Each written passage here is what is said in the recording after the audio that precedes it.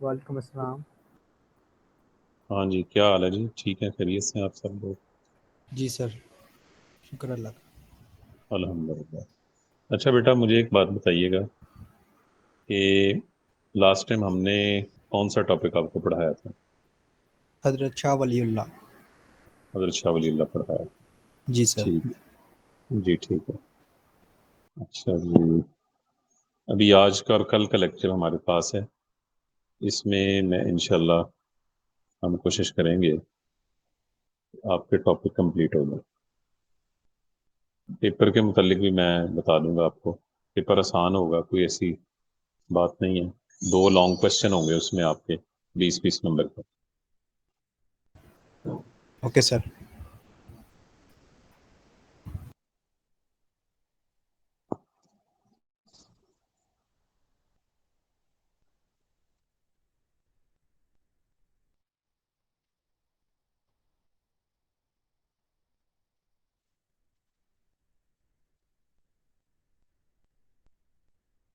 جی بیٹا، 1 minute میں ابھی screen share کرتا ہوں آپ کے ساتھ، پھر ہم آگے چلتے ہیں۔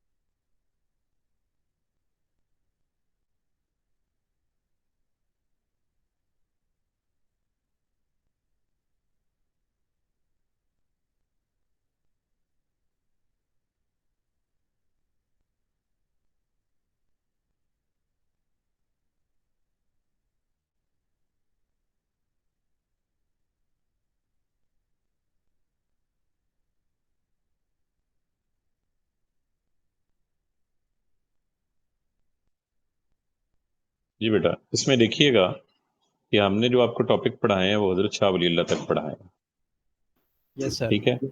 جی سر۔ آج ہم آپ کو پڑھائیں گے تحریک مجاہدین، دارالعلوم دیوبند اور ندوۃ العلماء لکھنؤ، ٹھیک ہے؟ Okay sir. تو کل کے لیکچر میں تقسیم بنگال، شملہ وفد اور کانگریسی وزارت ہے، یہ آپ کا مکمل ہو جائے گا، ٹھیک ہے؟ جی سر۔ ماشاءاللہ آپ سمجھدار ہیں، خود بھی پڑھ سکتے ہیں۔ میں نے آپ کو بیسک کانسیپٹ دینا ہے، صرف یہ آپ کو بتانا ہے کہ یہ تحریک ہے تو کیوں ہے، دارالعلوم دیوبند کے مقاصد کیا ہیں، ندوۃ العلماء کیوں بنایا گیا، تقسیم بنگال کس طرح سے پاکستان بننے کا سبب بنی، شملہ وفد جو ہے اس کی اہمیت کیا ہے، اور کانگریسی وزارتوں کے کیا اثرات مرتب ہوئے ہندوستان کی سیاست پر۔ بنیادی باتیں میں نے آپ کو بتانی ہے، جو آپ کو انشاءاللہ امید ہے کہ ضرور اس سے فائدہ ہوگا۔ تو چلیے، میں ابھی سکرین آپ کے ساتھ شیئر کرتا ہوں، تو ہم آج کا ٹاپک شروع کرتے ہیں، تحریک مجاہد۔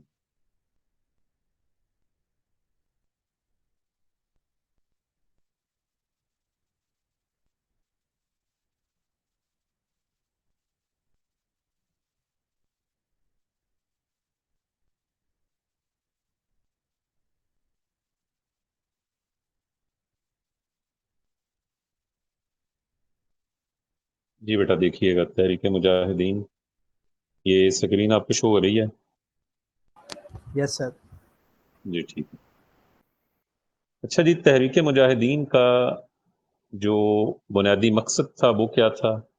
برِ صغیر کی سیاست پہ اور یہاں کی عمومی ماحول کے اوپر تحریک مجاہدین کے کیا اثرات مرتب ہوئے اور کن حالات کے اندر اس تحریک کا آغاز ہوا؟ یہ بنیادی سوالات ہیں اس کے. کن حالات میں یہ شروع ہوئی، اس کے اثرات کیا مرتب ہوئے، اور برِ صغیر کی تاریخ میں اس کی کیا اہمیت ہے؟ آج تک تاریخ کے اوپر جتنی کتابیں لکھی جا رہی ہیں ان سب کتابوں کے اندر آپ کو یہ موضوع ملتا ہے. خاص طور پہ جو آپ آزادی کی جدوجہد کے حوالے سے، اس میں تحریک مجاہدین آپ کو نظر آئے گی. تو سب سے پہلے ہم تحریک مجاہدین کے جو روح رواں ہیں، بانی ہیں اس کے، سید احمد شہید رحمۃ اللہ علیہ، ان کی زندگی کے متعلق آپ کو بتاتے ہیں. سید احمد شہید 29 نومبر 1786 کو رائے بریلی کے مقام پر پیدا ہوئے. رائے بریلی جو ہے یہ ہندوستان کا ایک شہر ہے، یہ یو پی کے اندر یہ شہر ہے. بریلی بڑا مشہور مقام ہے، اور بریلی کی بہت ساری اس کے تعارف ہیں. علم و ادب کا مرکز ہے. اس کے علاوہ گانے بجانے، شاعر و شاعری، جسے آپ فنون لطیفہ کہہ لیں، اس کا مرکز ہے. پھر علماء کا مرکز ہے. بہت بڑے بڑے علماء بریلی میں ہوئے ہیں. اہل سنت کے بڑے امام احمد رضا خان بریلوی رحمۃ اللہ علیہ کا تعلق بھی رائے بریلی سے، جس کی وجہ سے ان کو امام احمد رضا خان بریلوی کہا جاتا ہے.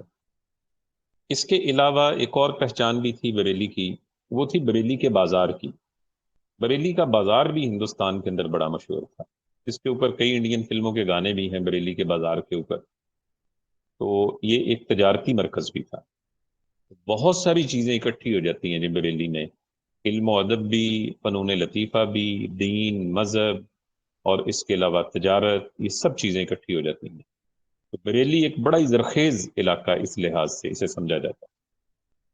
تو سید احمد شہید یہاں پیدا ہوئے، اور کہتے ہیں شروع میں آپ کو علم حاصل کرنے کی طرف کوئی خاص آپ کا لگاؤ نہیں تھا، لیکن جیسے ہی آپ کے والد محترم کا انتقال ہوا، آپ کو پھر تحصیل علم کا شوق پیدا ہوا، اور آپ شاہ عبد العزیز، یہ جو شاہ ولی اللہ کے بیٹے ہیں، ان کا اس وقت بڑا نام تھا دلی کے اندر. یہ ان کے پاس چلے گئے، جا کے علم دین سیکھنا شروع کر دیا. 1807 میں پھر انہوں نے شاہ عبد العزیز کے ہاتھ پر بیعت کر لی. سلسلہ نقش بندیہ قادریہ چشتیہ میں داخل ہو.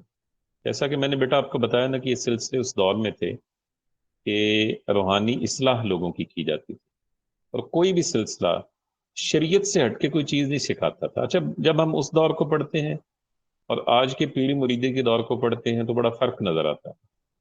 اس وقت کے مرید اپنے پیروں کے پاس جاتے تھے کہ جناب ہماری روحانی اصلاح کریں، ہم نماز نہیں ٹھیک پڑھ پا رہے، ہم سے تہجد کی نماز نہیں پڑھی جا رہی، ہم سے ذکر اذکار ٹھیک طریقے سے نہیں ہو رہا. یہ پھر 2-4 دن ان کے پاس رہتے، وہ ان کی اصلاح نفس کرتے، اور یہ ایک نئے جذبے کے ساتھ وہاں سے واپس آتے. اب آپ دیکھیں یہ ماحول بدل گیا ہے. اب وہ جن کے پاس جاتے ہیں وہ بھی شریعت کی خاص پابندی نہیں کرتے، یہ بھی پابندی نہیں کرتے. حالانکہ اس دور میں ایک بڑا زبردست نظام تھا یہ سلسلے جو تھے تصوف کے. آپ 1810 میں نواب امیر خان ٹانک کی فوج میں ملازمت اختیار کی، فنون سپاگری آپ نے حاصل کیے، اور ایک تجربہ کار جرنیل بن گئے. 1818 میں آپ دلی واپس آ گئے اور اپنی مشہور کتاب صراط مستقیم لکھی. 1821 میں حج کے لیے مکہ المکرمہ روانہ ہو گئے. 1.5 سال وہاں قیام کیا اور پھر واپس تشریف لائے. 1823 میں مجاہدین، تحریک مجاہدین کی بنیاد رکھی اور پنجاب اور سرحد کو سکھوں سے آزاد کروانے کی پوری کوشش کی. اب یہاں ان مقاصد کو پڑھنے سے پہلے میں آپ کو 2 چیزیں بتاؤں. سب سے پہلی بات یہ ہے کہ کیوں ضرورت پیش آئی سکھوں سے پنجاب اور سرحد کو آزاد کروانے کی. اس کی ایک تاریخ ہے.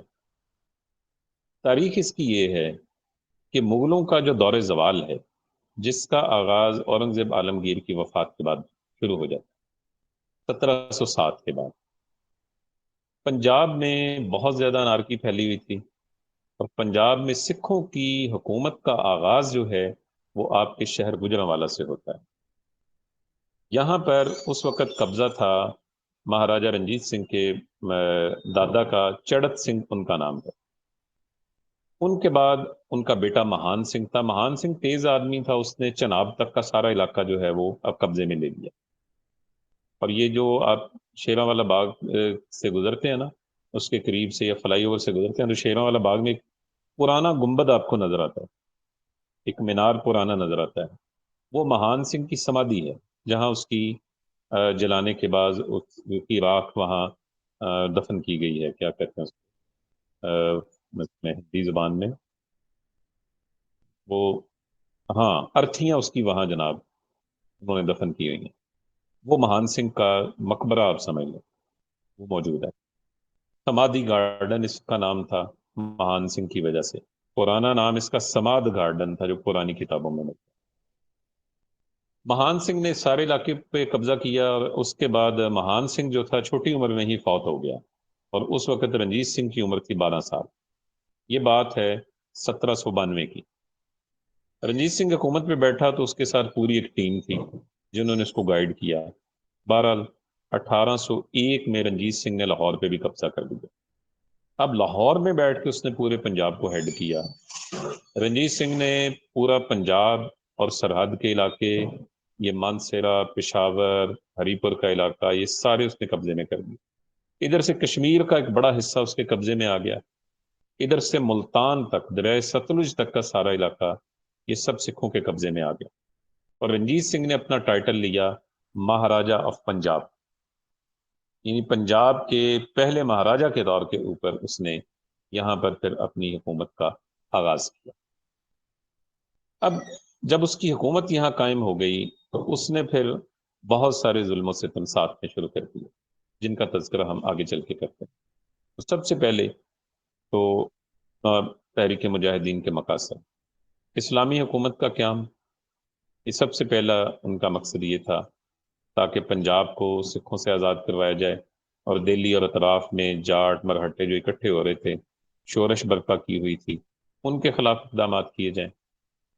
دوسرا ان کا مقصد مسلم معاشرے کی مذہبی اصلاح، کیونکہ وجہ یہ تھی اس دور میں شراب نوشی عام ہو چکی تھی، زناکاری، بددیانتی معاشرے کے اندر بہت ساری بنا چکی تھی، حتیٰ کہ جو اسلامی شعار ہیں ان کے اوپر بھی عمل نہیں کیا جا رہا تھا۔ مسلمان بھی آپس میں ایک دوسرے بیوہ کے نکاح ثانی کو معیوب سمجھا جاتا تھا، جو میں نے آپ کو لاسٹ لیکچر میں بتایا۔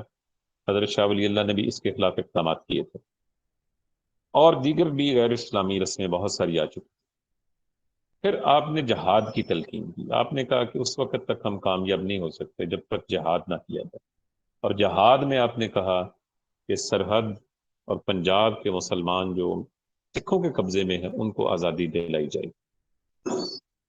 آپ کا طرز زندگی بڑا سادہ تھا، کہتے ہیں سید احمد شہید فقیرانہ زندگی گزارتے تھے، اور اپنے ساتھیوں کے ساتھ ہر کام میں شریک ہوتے، لکڑیاں اٹھاتے، بوجھ اٹھاتے، فاقہ کی نوبت آتی تو ان کے ساتھ اسی طرح رہتے۔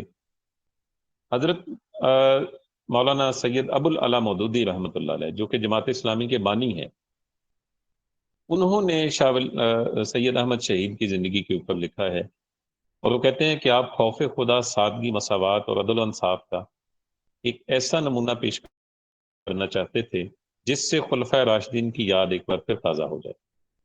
پھر سکھوں کے مظالم کے خلاف آپ اٹھ کے کھڑے ہوئے اور کہا کہ ہمیں ان کے مظالم کے خلاف اٹھ کے کھڑے ہونا ہے اور اس خطے کو سے نجات دلانی۔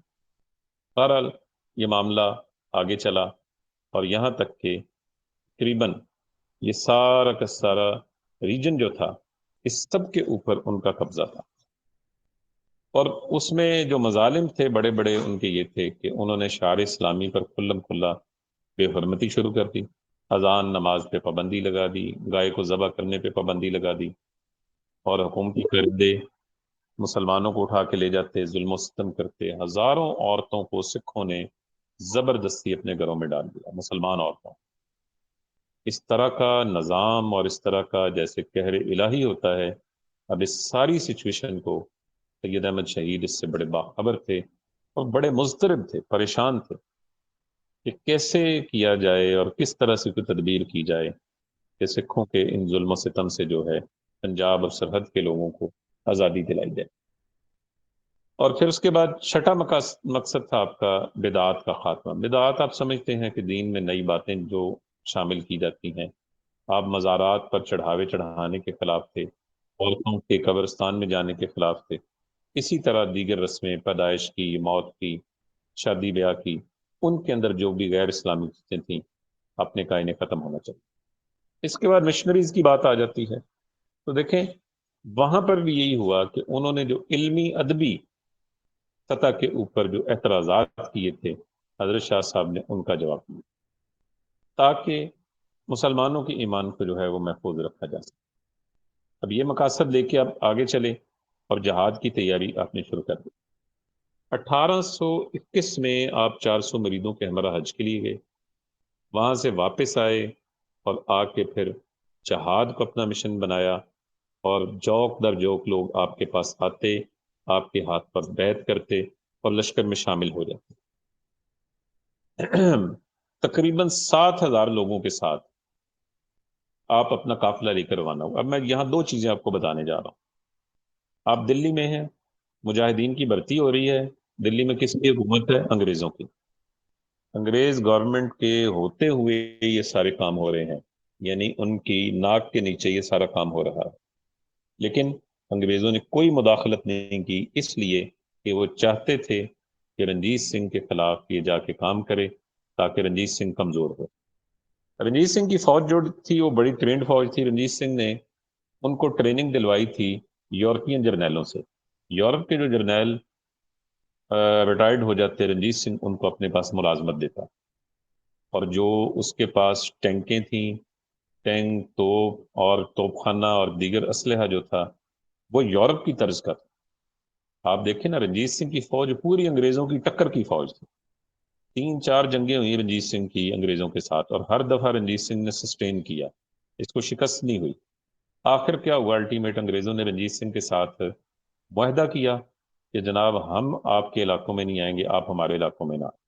یہ معاہدہ طے پایا، اور رنجیت سنگھ کا جو اس وقت کی حکومت کی ٹیریٹری ہے، ادھر سے ملتان تک، ادھر سے یہ سارا ہمارا علاقہ جہاں ہم آباد ہیں، یہ سارا پنجاب ملتان سے لے کے آخر تک، اور آگے صوبہ سرحد سارا، اور کشمیر، یہ سکھ حکومت تھی، سکھ کنگڈم تھی اس دور کی، جس کا حکمران جو تھا وہ رنجیت سنگھ تھا۔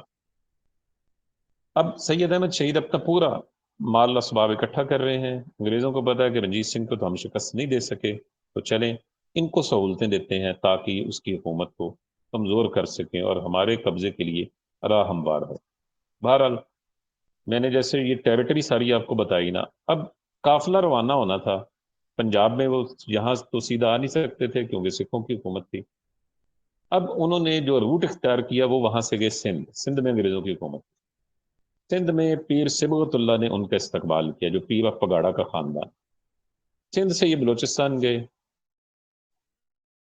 میں غزنی سے کابل، اور کابل سے گھوم کے پشاور پہنچے، اور پشاور میں بھی زیادہ قیام نہیں کیا بلکہ آگے آ کے نوشہرہ کو اپنا ہیڈ کوارٹر بنا۔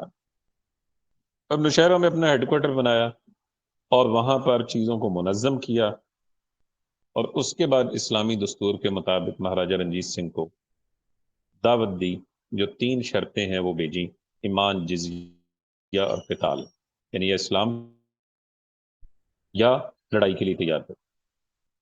رنجیت سنگھ نے تیسری شرط کو قبول کیا، اکوڑا خٹک میں، یہ اکوڑا خٹک کا علاقہ ہے نوشہرہ کے ساتھ۔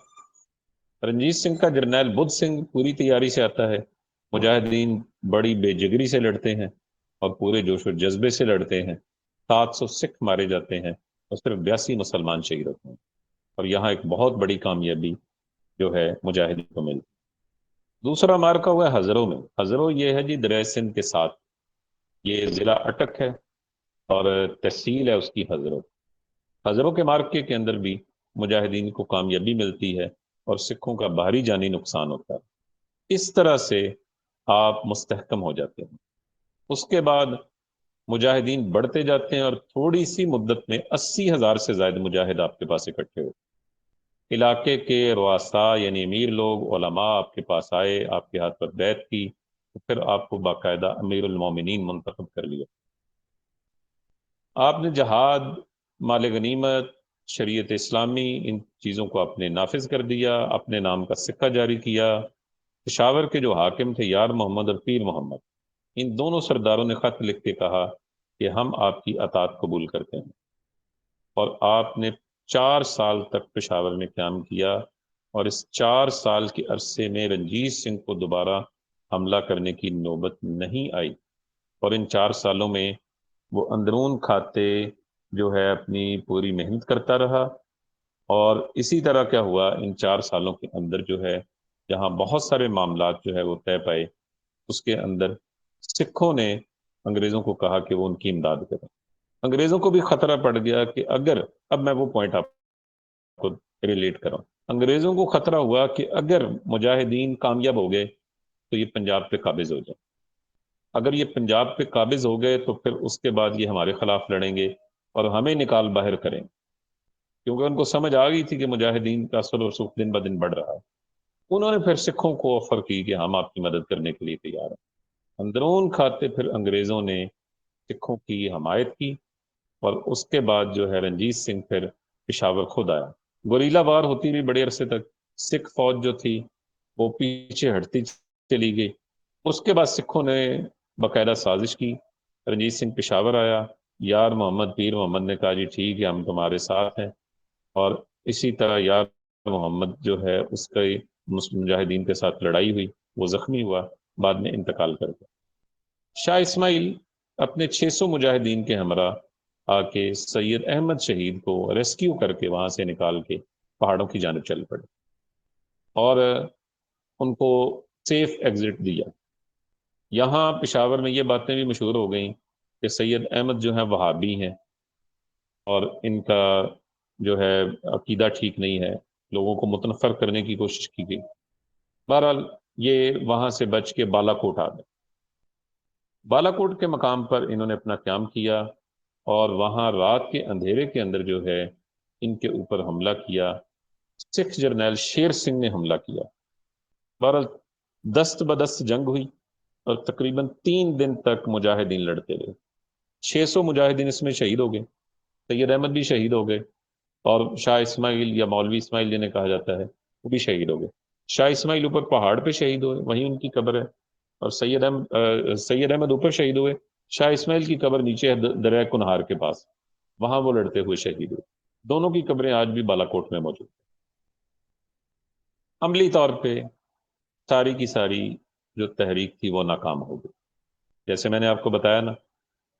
لیکن اس کے اثرات کیا مرتب ہوئے؟ اثرات یہ مرتب ہوئے کہ اب رنجیت سنگھ نے اپنے آپ کو ریویو کیا، اس نے کہا ہو مجھ سے تو بڑی غلطی ہو گئی، ایسا نہیں کرنا چاہیے تھا۔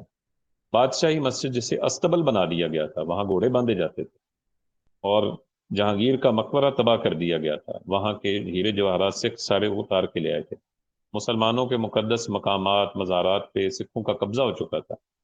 رنجیت سنگھ نے ساری کی ساری چیزیں چھوڑ دی، بادشاہ مسجد کو صاف کروایا، نماز کے لیے کھول دیا، وہاں ایک امام مقرر کیا، پھر اس نے وہی طریقہ اختیار کیا جو اکبر نے کیا تھا ہندوؤں کی حمایت لینے کے لیے، جودھا بائی سے شادی کی تھی۔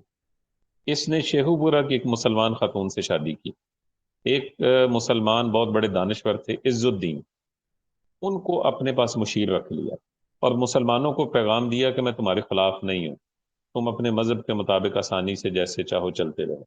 مسلمان عورتیں جو سکھوں کے گھروں میں تھیں ان کو آزاد کر دیا گیا، اور اسی طرح دیگر جو ظلم و ستم تھے اس سے بھی اس نے اجتناب کیا، تاکہ وہ مسلمانوں کی حمایت حاصل کر سکے، ایسا نہ ہو کہ دوبارہ ایک اور تحریک اس کے خلاف اٹھ کھڑی ہو۔ تو پھر وہ 7-8 سال تک اس نے ٹھیک، یعنی اس نے حکومت کی مناسب طریقے سے، جیسے میں نے آپ کو بتایا نا، پھر اس نے اپنا امیج بحال کیا۔ بہرحال تحریک مجاہدین سے یہ فائدہ ہوا کہ مسلمانوں کی زندگیاں بحال ہو، لیکن ناکامی کے اسباب میں ایک تو مجاہدین کی تربیت مناسب نہیں تھی، مد مقابل فوج جیسے میں نے آپ کو بتایا کہ اس کو غیر ملکیوں نے، انگریزوں نے اور یورپ کے جرنیلوں نے اس کو تربیت دی تھی۔ گجرانوالہ میں ایک پرانا ایک اٹالین جرنیل جنرل ایویٹیبل کا، اسی طرح اس کا جو بڑا یعنی جرنیل تھا اس کا نام ہے ہری سنگھ نلوا. یہ بہت ساری بلڈنگ اس نے بنائی ہوئی ہیں، اس کے دور کی بنی ہوئی ہے یہاں. تو سکھوں نے سازشیں کی، مقامی لوگوں نے ان کا ساتھ دیا، اور خلافت کے قیام میں بھی کہتے ہیں اجلت برتی گئی، ٹیکس مقامی لوگوں پہ لگائے گئے، انگریزوں کی پس پردہ مخالفت، قیادت یعنی دونوں بڑے لوگ سید احمد اور شاہ اسماعیل شہید ہو گئے. اسلحے اور آلات حرب کی بھی انہیں کمی تھی. حاصل کلام اس ساری گفتگو کا یہ ہے کہ سکھوں کا مقابلہ کیا گیا، اور بے سر و سامانی کے عالم میں مجاہدین نے بہت بڑی قربانی، اور جس کے اثرات جو ہے ہندوستان کی طول و عرض پر محسوس کیے گئے، اور مسلمانوں کی مذہبی زندگی جو ہے اس سے دوبارہ زندہ ہو گئی. وہ کہ تحریک ناکام ہو گئی، لیکن اس کے بعد کسی کو ریجن کے اندر اس طرح سے پابندیاں لگانے کی اور اس طرح سے ظلم و ستم کی دوبارہ ضرورت پیدا نہ ہوئی. ٹھیک ہے بیٹا، یہ ہے تحریک مجاہد. اب آپ مجھ سے سوال کر سکتے ہیں، 2-3 منٹ ہم بس وقفہ کریں گے آپ کے ساتھ. آپ اس سے متعلقہ کوئی سوال ہو تو مجھ سے پوچھیں. جی بیٹا.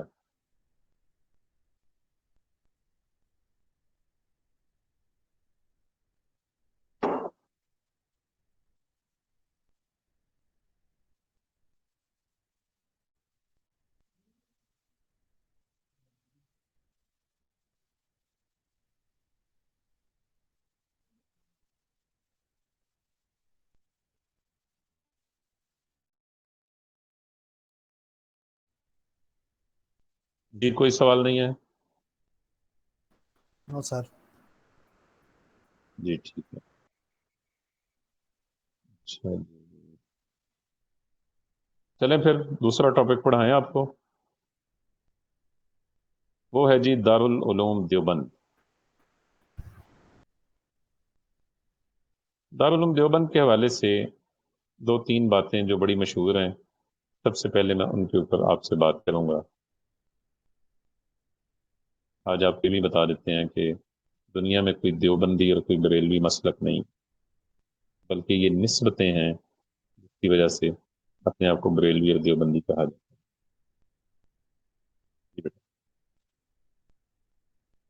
جی بس 2 منٹ ویٹ کیجیے، میں بس تھوڑا سا پانی پی لوں، پھر میں یہیں سے آغاز کرتا ہوں.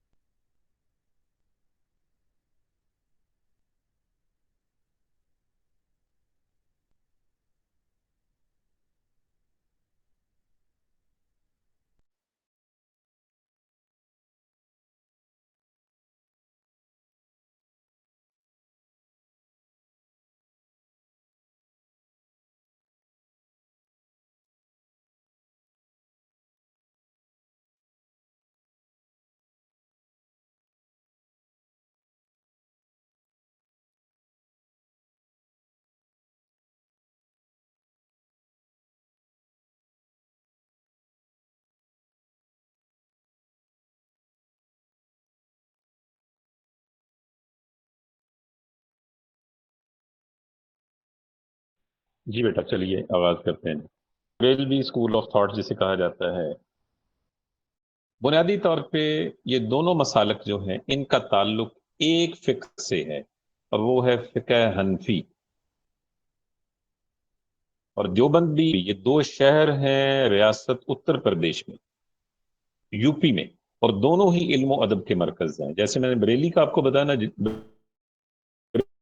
بریلی تو خیر بہت پرانا شہر ہے، لیکن دیوبند جو ہے یہ ایک قصبہ تھا جو آج ایک اچھا خاصا بڑا شہر بن چکا ہے. اس نسبت سے وہ لوگ کہ جو یہاں سے پڑے ہوئے تھے وہ اپنے نام کے ساتھ دیوبندی لکھتے تھے، اور جو لوگ بریلی مکتبہ فکر سے تعلق رکھتے تھے یا بریلی کے دینی مدارس سے جنہوں نے تعلیم حاصل کی تھی، وہ اپنے آپ کو بریلوی کہتے تھے. اور اس نام کے کوئی مسلک نہیں ہے دنیا میں، یہ ایک نسبت ہے، شہروں کے ناموں کی وجہ سے ایک نسبت ہے. اور بہرحال ان کا جو فقہی تعلق ہے ان دونوں کا وہ ایک ہے، اور ان کا فقہی تعلق ہے حنفی مکتبہ فکر سے، امام ابو حنیفہ رحمۃ اللہ علیہ کی مکتبہ فکر سے. ایک بات. دوسری بات یہ کہ جو ان کے اکابرین تھے ان کے آپس میں علمی اختلافات تھے. ان کے اکابرین میں دو بڑے نام ہیں، ایک ہیں امام احمد رضا خان بریلوی رحمۃ اللہ علیہ، اور دوسرے ہیں جو دیوبندی مکتبہ فکر سے ہیں، مولانا اشرف علی تھانوی رحمۃ اللہ علیہ. یہ دونوں حضرات جو ہیں ان کا آپس میں علمی اختلاف تھا، لیکن بڑی ہی یہ ایک بات ہے اس اعتبار سے اخلاقیات کی کہ دونوں ایک دوسرے کا بڑا احترام کرتے تھے. علمی اختلاف اپنی جگہ، لیکن ذاتی طور پہ ایک دوسرے کا احترام کیا جاتا تھا. جو ماحول آج ہم نے دیکھا ہے کہ جس کے ساتھ اختلاف ہو اس کے ساتھ سلام بھی نہیں لی جا سکتی، اس کو برا بلا کہنا ہے، اس کی صحیح بات کو بھی رد کرنا ہے، یہ اختلاف ہمیں اس سے پہلے یہ کلچر ہمیں نظر نہیں آتا. خاص طور پہ مذہبی حلقوں میں، مذہبی حلقوں میں یہ کلچر تھا. اور یہ دونوں بڑے ادارے، دونوں بڑے علاقے، دیوبند اور بریلی کے لوگوں کا آپس میں تعلق تھا. بلکہ جو دیوبند مدرسہ ہے اس میں بریلوی مسلک کے لوگ بھی پڑھتے تھے، اور اہل حدیث مسلک کے لوگ بھی یہاں پر بڑے بڑے علماء پڑھے ہیں جنہوں نے بعد میں جا کے اہل حدیث مسلک کی اشاعت و ترویج کے اندر پڑھا سے پڑے ہوئے تھے. یعنی ایک دینی ادارہ تھا، دینی مرکز تھا جہاں لوگ آ کے پڑھتے تھے. حتیٰ کہ دیوبند سے ایک انگریز جس کا نام تھا ہم فرے، ہم فرے نے یہاں سے باقاعدہ علم حاصل کیا، تعلیم حاصل کی، اور اس کی کتاب ہے ہم فرے کے اعترافات. اس کے اندر اس نے باقاعدہ طور پہ مسلمانوں کے حوالے سے بہت ساری چیزوں کا اعتراف کیا. وہ عالم بنا، ان کے ساتھ نمازیں پڑھتا رہا، لیکن وہ مسلمان نہیں ہوا تھا. اس نے جب انگلینڈ واپس چلا گیا تو وہاں جا کے اس نے خطوط لکھ کر اپنی اصلیت بتائی کہ میں مسلمان نہیں ہوا تھا، دینی علم ضرور حاصل کیا، آپ کے ساتھ نمازیں بھی پڑھی، سب کچھ کیا، لیکن میں ایمان نہیں لے کے آیا تھا. دیکھیں کتنی بدقسمتی ہے، ہر چیز پڑھ کے قرآن حدیث بھی وہ شخص اس کو ایمان کی دولت نہ مل سکے. اس کی مشہور کتاب، اس کا ترجمہ ہو چکا ہے، ہم فرے کے اعترافات کتاب کا نام ہے. دارالعلوم دیوبند کا قیام عمل میں آیا جی 14 اپریل 1866 کو. اس کے بنانے والے ہیں مولوی فضل الرحمان جو حضرت شیخ الہند کے والد تھے، مولوی فضل الرحمان جو علامہ شبیر احمد عثمانی کے والد تھے، اور مولوی ذوالفقار جو شیخ الہند مولانا محمود الحسن کے والد تھے. اچھا، یہ میں صرف ان کا کانسیپٹ آپ کو بتاؤں گا ان کی سوچ کے حوالے سے، کہ چند لوگ تھے یہ چھوٹے سے قصبے میں بیٹھے ہوئے آپس میں بیٹھے باتیں کر رہے تھے. انہوں نے سوچا کہ علی گڑھ بن گیا ہے اور وہاں انگریزی تعلیم دی جا رہی ہے، انگریزوں نے پورے ملک کا نظام تعلیم بدل. اب کیا کیا جائے کہ ہم دینی تعلیم کو بچا سکیں، ہم دینی تعلیم کو بچا سکیں اور دینی علوم ہم لوگوں کو بتا سکیں. کس طرح سے کیا جائے؟ اب اس بات کے اوپر بحث مباحثہ شروع ہوا. آخر میں یہ طے پایا کہ ہم کیوں نہ ایک دینی مدرسہ بنائیں جہاں بچوں کو دین کی تعلیم دی جائے، وہ عالم بنے یہاں سے، اور وہ بچے آگے جا کے اپنے اپنے علاقوں میں دینی مدارس بنائیں اور وہ آگے طلبہ کو پڑھائیں، اور وہ بھی اسی طرح ٹیم تیار کریں تو یہ معاملہ نسل نسل آگے چلے. اب یہ فیصلہ ہو گیا. فیصلہ کرنے کے بعد وسائل کو نہیں تھے، لیکن کیا ہوا کہ آغاز کر دیا گیا اللہ کا نام لے کر. اور پہلے دن ایک شاگرد مولانا محمود الحسن اور ایک استاد مولانا قاسم نانوتوی، انہوں نے آغاز کر دیا۔ پہلے دن ایک استاد اور ایک شاگرد، اور ایک سال میں 78 طلبہ وہاں پر آئے۔ پھر دارالعلوم کی بلڈنگ بنی چند ہی سالوں میں، اور پورے ہندوستان سے پھر لوگ یہاں پر آنے شروع ہوئے۔ پہلے محتمم بنے اس کے سید عابد حسین، اور مولانا یعقوب نانوتوی پہلے صدر اس کے بنے۔ دیوبند کے مقاصد کیا تھے؟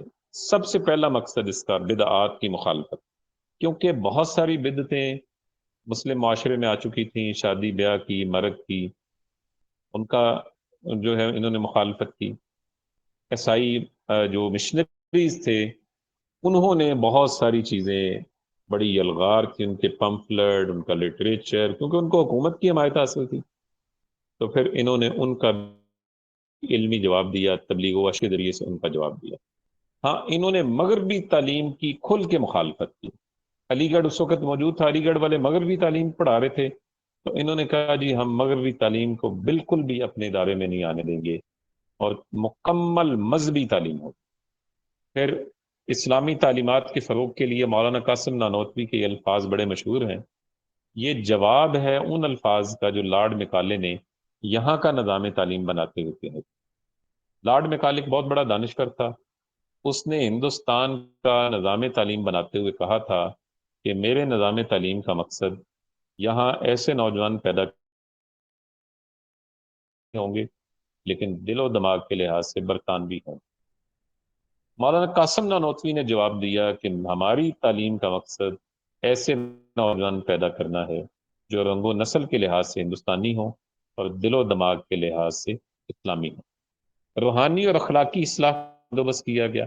اچھا، دیوبند کے لوگوں میں، جن میں جیسے حاجی امداد اللہ مہاجر مکی رحمۃ اللہ علیہ اور دیگر صوفی بزرگ بھی یہاں دیوبند سے وابستہ رہے، ان کے اندر بھی ویسے ہی سلسلے ہیں، چشتی، دیوبندی، قادری، سہروردی، جس طرح کے باقی مسالک کے اندر جو ہیں وہ موجود ہیں، ایسے ہی ان کے اندر بھی یہ سارے مسلک موجود ہیں، اور یہ سارے سلسلے ان کے اندر بھی موجود۔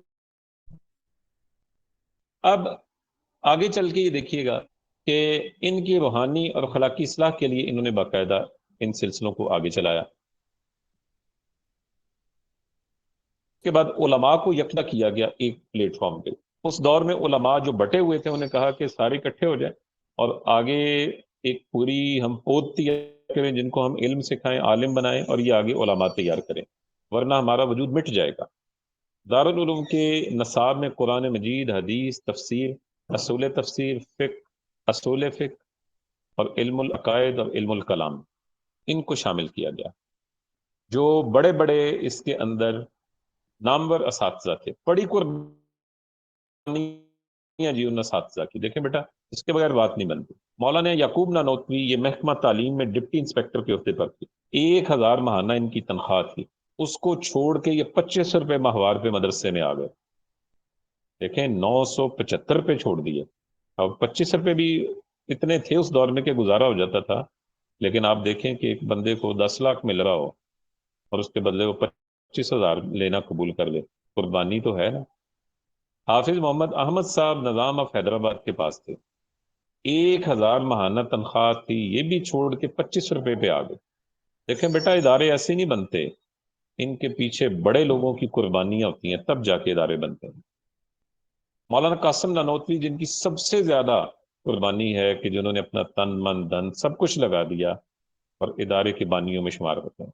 مولانا محمود الحسن جو پہلے استاد یہاں، پہلے شاگرد، پھر اس کے بعد استاد یہاں بنے، انگریزوں کے خلاف جد و جہد کی، قید و بند کی صعوبتیں برداشت کی، ریشمی رومال کی تحریک انہوں نے چلائی تھی انگریزوں کے خلاف۔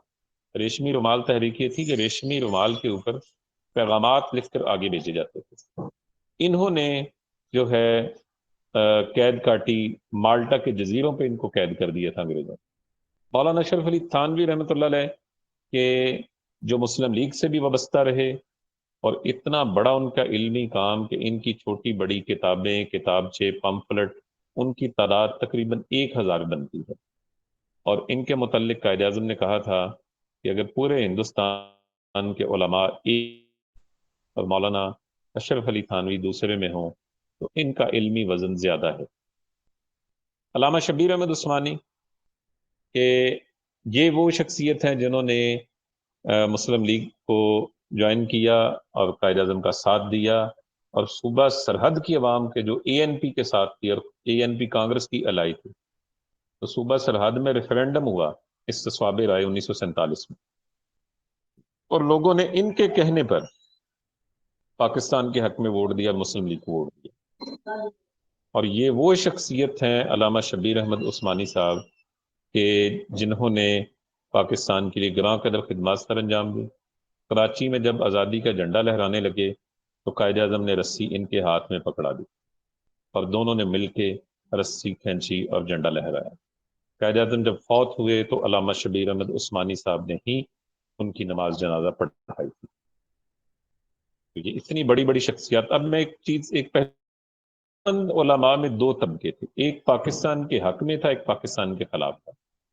ان کے ساتھ مولانا ظفر احمد عثمانی بھی ہیں اور دیگر علماء بھی ہیں جو پاکستان کے حق میں تھے۔ ایک طبقہ جو سید حسین احمد مدنی رحمۃ اللہ علیہ کی سرکردگی میں تھا، اور ان کے ساتھ مولانا ابوالکلام آزاد بھی شامل تھے، دیگر علماء شامل تھے۔ یہ چاہتے تھے کہ متحدہ ہندوستان ہو، لیکن یہ سب علماء جو تھے انہوں نے قائد اعظم کا ساتھ دیا۔ اور یہ اس لیے آج بھی کہا جاتا ہے کہ دیوبند مسلک کے لوگوں نے پاکستان کی مخالفت کی تھی، بالکل کی تھی، لیکن ایک طبقے نے مخالفت کی تھی، ایک نے حمایت کی تھی۔ یہ وہ حمایتی لوگ ہیں جنہوں نے پاکستان کا ساتھ دیا۔ اب آجی دارالعلوم دیوبند کے بنیادی اصول، چندہ جمع کرنا، اور اس میں انہوں نے منتظمین کو مقرر کیا، طلبہ کی مستقل رہائش کا انتظام کیا گیا، یہ ایک کلچر دیا گیا کہ طلبہ 24 گھنٹے دینی ماحول میں رہیں، اور ان کو کھانے پینے لباس کے علاوہ ماہانہ جیب خرچ کے لیے بھی مدرسے کی جانب سے پیسے دیے جاتے۔ اساتذہ میں باہمی ہم آہنگی اور ایک دوسرے کے ساتھ باہمی احترام کا رشتہ قائم کیا گیا۔ نصاب تعلیم کی سختی سے پابندی تھی، حکومتی اور سیاسی مداخلت سے گریز، اور کہا کسی حکومتی اور کسی سیاسی شخصیت سے کچھ بھی قبول نہیں کیا جائے گا۔ مخیر حضرات اور مبلغین کو کہا کہ وہ مدرسے میں شامل ہوں۔ مخیر یعنی وہ مالدار لوگ کہ جنہوں نے پیسہ دیا، وہ مالدار لوگ کہ جو دینی معاملات کے اندر آگے بڑھ چڑھ کر حصہ لیتے تھے، وہ سب کے سب۔ اس کے بعد مدرسے کی مستقل آمدنی سے اجتناب کیا گیا۔ اجتناب اس لیے کیا گیا کہ کوئی ماہانہ کسی سے نہیں لیا جاتا تھا، بلکہ یوں ہوتا کہ جب ضرورت پیش آتی تو اعلان کر دیا جاتا، جب وہ ضرورت پوری ہو جاتی تو ختم کر دیا جاتا۔ اس میں ایسا بھی ہوا کہ بڑے بڑے مخیر لوگ خفیہ طریقے سے آ کے امداد کرتے اور یہ بھی کہتے کہ ضرورت ہو تو ہمیں بتائیں، چندے کی اپیل نہ کرتے۔ تو بڑے بڑے لوگ پیسے دینے کے لیے تیار تھے، لیکن انہوں نے اپنی کوئی مستقل آمدن نہیں بنائی۔ خدمات کے لحاظ سے دیکھیں تو ان کی دینی خدمات، مذہبی خدمات بہت زیادہ۔ اس مدرسے سے پڑھے طلبہ نے پورے بر صغیر میں کام کیا۔ آج پاکستان، انڈیا، بنگلہ دیش، افغانستان کے اندر کی تعداد ان دینی مدارس کی ہے جو اپنی وابستگی جو ہے وہ دیوبند کے ساتھ جوڑتے ہیں،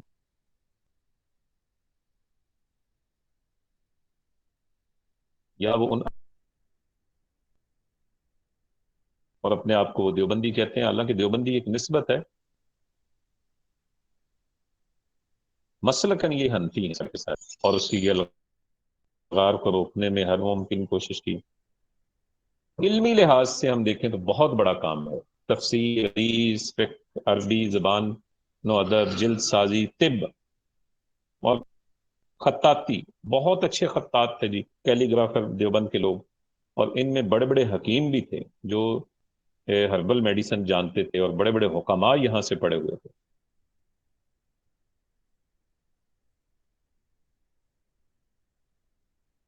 اچھے، کیونکہ ندوۃ العلماء ایک چھوٹا ٹاپک ہے، وہ 10 12 15 منٹ میں آپ کو پڑھا۔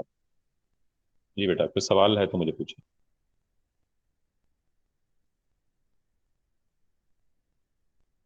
جی بیٹا۔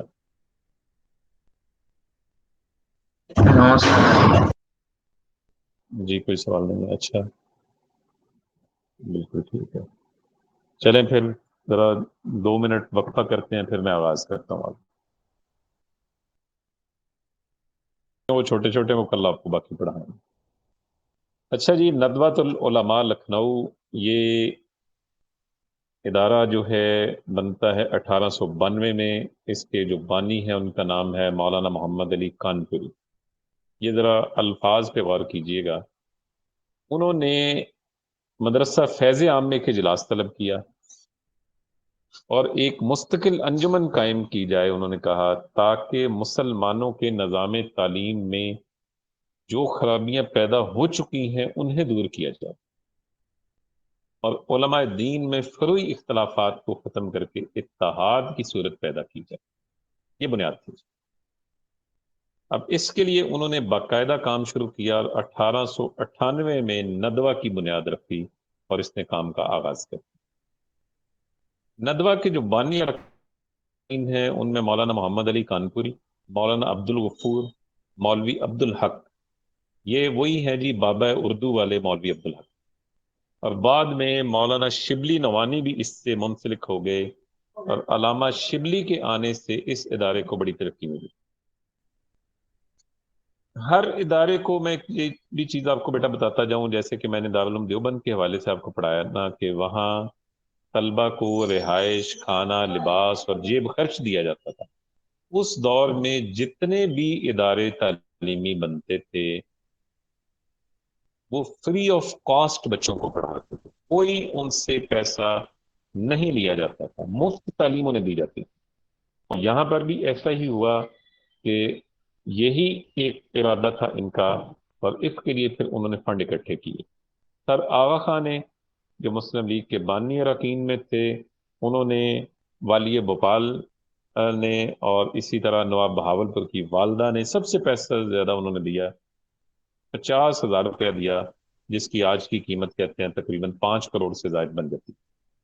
ریاست پٹیالہ کے وزیر خارجہ کرنل عبد الحمید، جناب محسن الملک، جسٹس شریف دین اور دیگر بڑی شخصیات ان کو پیسہ دیا، زمین دی، گرانٹ دی، اور 1908 کو سر جان ہیورڈ جو لیفٹیننٹ گورنر تھے یو پی کے، انہوں نے دارالعلوم کا سنگ بنیاد رکھا۔ اب آ جائیے اس کے اغراض و مقاصد کی طرف۔ اس کے اغراض و مقاصد میں سب سے پہلا مقصد ہے جدید اور قدیم علوم میں آہنگی پیدا کرنا۔ دیکھیں، جو علی گڑھ کے متعلق میں نے آپ کو علی گڑھ نہیں پڑھایا کیونکہ آپ نے انٹر میں پڑھا ہوا ہے، آپ کو پتہ ہے علی گڑھ کا، آپ سب لوگ واقف ہیں، کئیوں کو علی گڑھ آج تک بھی اس کے مدارس غازی پور اور مراد آباد بھی یاد ہوں گے۔ علی گڑھ بنایا سر سید نے پیورلی دنیاوی بنیادوں کے اوپر کہ یہاں سائنس پڑھائی جائے گی، لٹریچر پڑھایا جائے گا، علم و ادب پڑھایا جائے گا، ٹھیک ہے۔ دارالعلوم دیوبند جو ہے، جو دیوبند کے لوگوں نے بنایا، وہ پیورلی دینی بنیادوں میں پڑھایا گیا کہ یہاں کوئی مغربی علم نہیں ہوگا، یہاں صرف دینی علم جو ہے وہ پڑھایا جائے گا، اس کے علاوہ اور کچھ نہیں۔ لیکن انہوں نے کہا کہ ہم دونوں چیزوں کو ساتھ لے کے جائیں گے، یعنی قدیم علوم کو بھی اور جدید علوم کو، تاکہ مسلمان معاشی طور پہ خوشحال ہو سکیں۔ میں پھر اس کو دہراتا ہوں، قدیم اور جدید علوم کو لے کر آگے چل خوشحال ہو سکیں، ترقی کر سکیں۔ دوسری بات، نصاب تعلیم کی اصلاح کی جائے گی، جو خرابیاں ہیں ان کو دور کیا جائے گا، علماء کے جو باہمی اختلافات ہیں ان کو ختم کیا جائے گا، اور مسلمانوں کی اخلاقی اصلاح کی جائے گی۔ ان کے اندر بھی وہی باتیں موجود تھیں۔ اخلاقی اصلاح کے اندر یہ ایک لفظ آپ کو نظر آ رہا ہے، تزکیہ نفس۔ تزکیہ نفس بیٹا یہ ہوتا ہے کہ دیکھیں اللہ تعالیٰ نے انسان کے اندر دونوں چیزیں رکھی ہیں، خیری ہی و شرری ہی، خیر بھی ہے شر بھی ہے۔ کہتے ہیں جب انسان کے اندر شر غالب ہو جاتا ہے تو بندہ گناہ کرتا ہے، خیر غالب ہو جاتی ہے تو انسان نیکی کی طرف چل پڑتا ہے۔ علماء صوفیہ کہتے ہیں اگر ایک بندہ اپنا تزکیہ کر لے، تزکیہ نفس کر لے، تو خیر غالب آ جاتی ہے، اور شر جو ہوتا ہے وہ مغلوب ہو جاتا ہے۔ شر ختم تو نہیں ہوتا لیکن مغلوب ہو جاتا ہے، خیر اس کے اوپر حاوی ہو جاتی ہے۔ تزکیہ نفس کے حوالے سے قرآن مجید کی آیت ہے، قد افلح من تزکا، کامیاب ہو گیا وہ شخص جس نے اپنا تزکیہ کر لیا۔ اب یہ تزکیہ کرنا کیا ہے کہ اپنے آپ کو اخلاقی برائیوں سے دور کر لینا، بغض ہے، حسد ہے، کینہ ہے، دیگر جو ہیں اس حوالے سے وہ ساری کی ساری خرابیاں جو ہیں اس کو دور کرنا، اس کو تزکیہ نفس کہا جاتا ہے۔ اچھا، اس کے بعد محکمہ افتاء کا کیا؟ یہ بیٹا میں آپ کو اس حوالے سے تھوڑی سی رہنمائی آپ کی کرتا جاؤں کہ افتاء کا ادارہ اس وقت ہندوستان میں قائم ہوا۔ افتاء کا لفظ ہے فتویٰ دینا، فتاوا اس کا، اور اس کا واحد ہے فتویٰ۔ فتویٰ کا لفظ بڑا بدنام بھی ہے، لوگ کہتے ہیں جی مولوی فتوے لگاتے رہتے ہیں، ہر وقت فتوے، ہر کام پہ فتویٰ لگاتے ہیں۔ فتویٰ بیٹا کس وقت دیا جاتا ہے کہ جب کوئی واضح حکم قرآن و حدیث میں موجود نہ ہو تو اس کے اوپر علماء بیٹھ کے قرآن اور حدیث کی روشنی میں جو فیصلہ کرتے ہیں، استدلال کرتے ہیں، اسے فتویٰ کہا جاتا ہے۔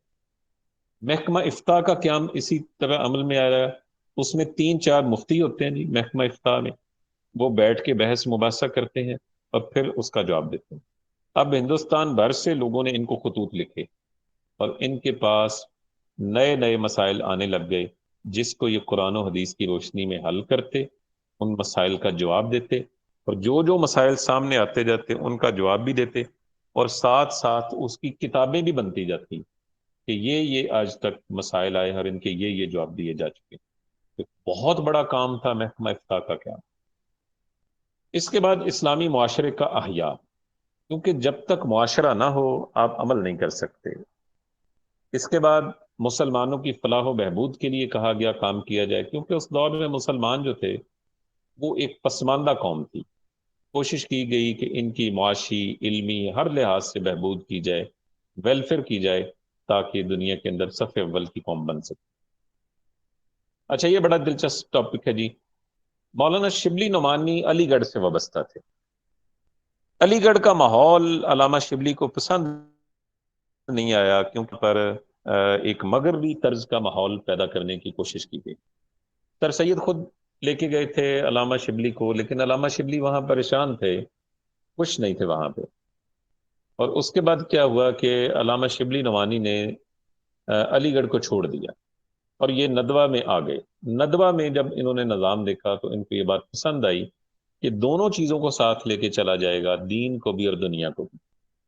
اب ان کو سیکٹری بنا دیا گیا، اور جیسے ہی مولانا شبلی آئے، ندوہ کی جو شہرت ہر طرف پھیل گئی، اور بے شمار لوگ جو ہیں انہوں نے اپنے بچوں کو ندوۃ العلماء پڑھنے کے لیے بھیجنا شروع کر دیا، کیونکہ بعض اساتذہ کا نام ہی بڑا ہوتا ہے، ان کے نام کی وجہ سے بھی طلبہ آ جاتے ہیں۔ تو علامہ شبلی کا بہت بڑا نام تھا، علمی ادبی قد کاٹ ان کا بہت زیادہ تھا۔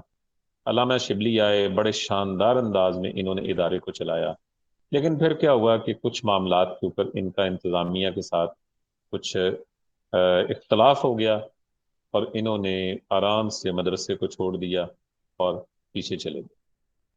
آپ نے کہا کہ نہیں، اس طرح درست نہیں ہے، اور کوئی اس حوالے سے خاص آپ نے اس کی وجوہات بعد میں نہیں بتائیں، لیکن سیکٹری شپ سے آپ الگ ہو گئے۔ ندوہ کی خدمات ہم دیکھیں تو ہم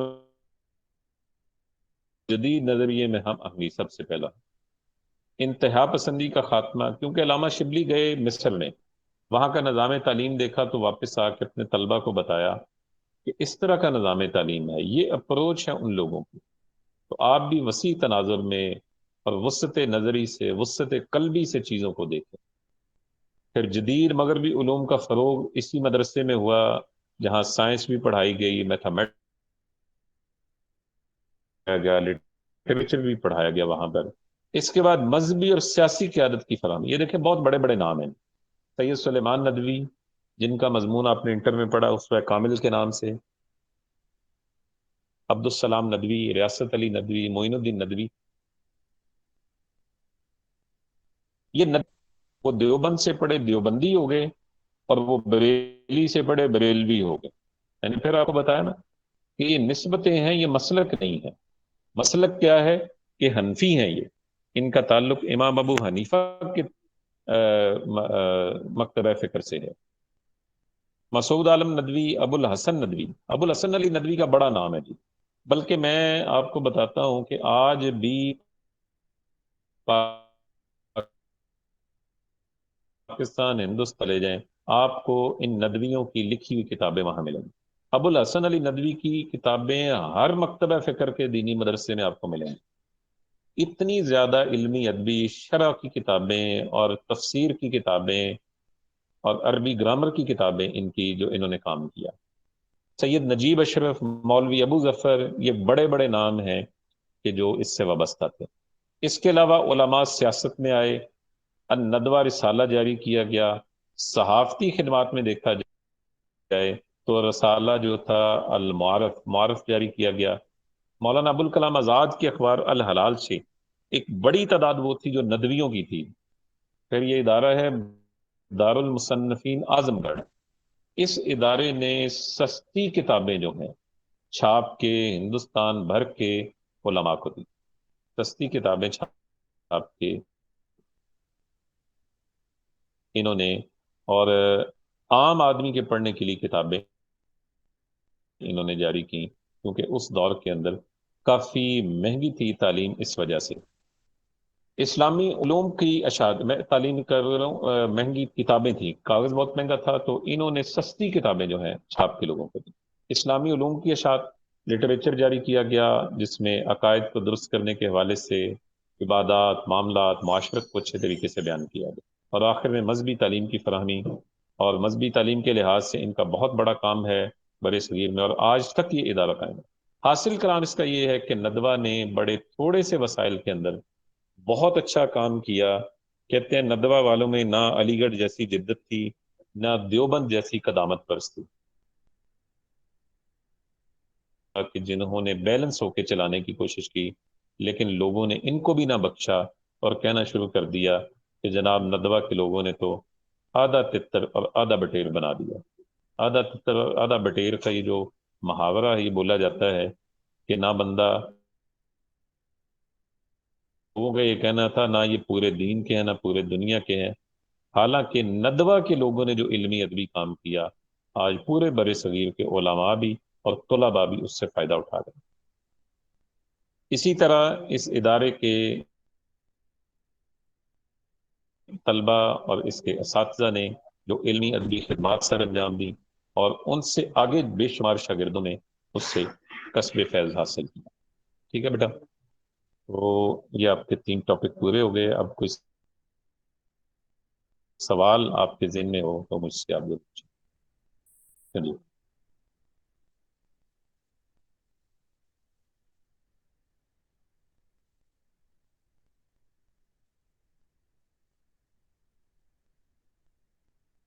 جی بیٹا، کوئی سوال نہیں ہے؟